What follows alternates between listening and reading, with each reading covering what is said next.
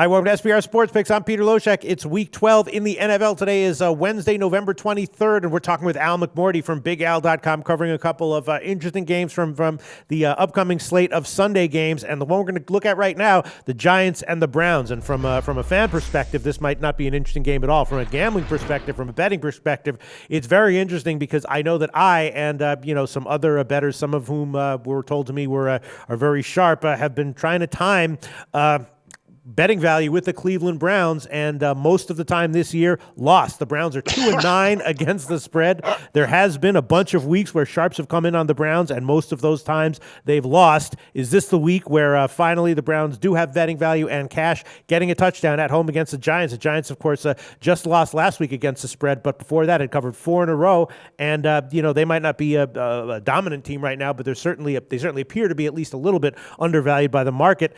Touchdown road favorite line for the Giants. I don't know. What do you think? The Browns lose again ATS, or are they worth a shot this week? Well, I think the Browns, they may end up setting a new mark for futility. Not only are they winless, at 0-11, but they have a great chance to go 0-16. And as you just said, they're 2-9 against the spread. Yeah. A lot of times these teams go 0-16 or 1-15, but against the spread, they win a handful of games. But Cleveland's just been dreadful this season. They have, along with the San Francisco 49ers, the worst point spread record in the league. But, even though they haven't been cashing, I think there has been value. I'm one of those sharps who has bet on Cleveland from time to time. Not every week. I didn't take them last week, but I mean, yeah, I take Cleveland from time to time, and I really like them this week. And one of the reasons I like them is that home underdogs of 11 points or less, those teams are solid bets in the last 5 weeks of the season. If they're off back-to-back point spread defeats, going all the way back 37 years, these teams have covered about 60% of the time.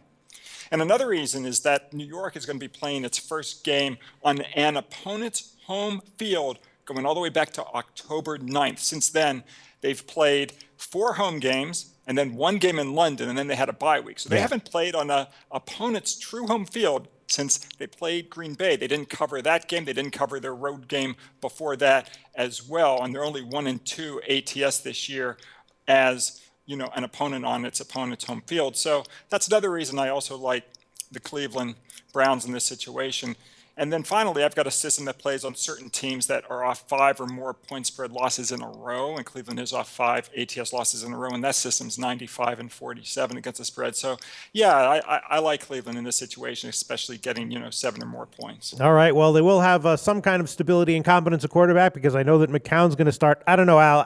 I'd be leaning Browns again this week as well, but I've been leaning on them many times this year, and most of the time my leans have been wrong. I think the 2 weeks that I don't remember whether the 2 covers that they got were 2 of the weeks where I liked them. But, the Browns have definitely burned me and a lot of sharp money as well this year. But Al Mcmordie liking the Browns. That's his reason why. Nice reasoning, Al. Browns +7. Al's website is BigAl.com. A lot of content and free stuff there every week. Tell us about that, Al. Sure. I've been in business since 1992, 41 handicapping championships, so I've stood the test of time. And folks can go to my website, BigAl.com, and get 4 free plays every day, 2 from myself, 1 from Larry Ness, 1 from Scott Spreitzer, and then, of course, you can get all of our best selections. Just go to the Picks for Sale page. I'm going to have a rare 5-star play this week in the NFL.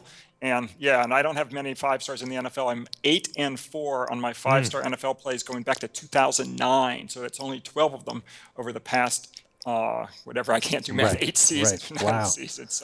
So it's a rare 5-star play in the NFL this week. I'm going to also have my Big Ten Game of the Year. I'm 7-0 this week on my college conference games of the year. So folks can go to the website and click on Picks for Sale and get all of our best selections. All right. It's the high season in sports betting. Al Mcmordie, thanks so much. Talk to you again very soon. Research before you bet. Be sure to check out SBR Picks for the best game predictions, breakdowns, and much, much more.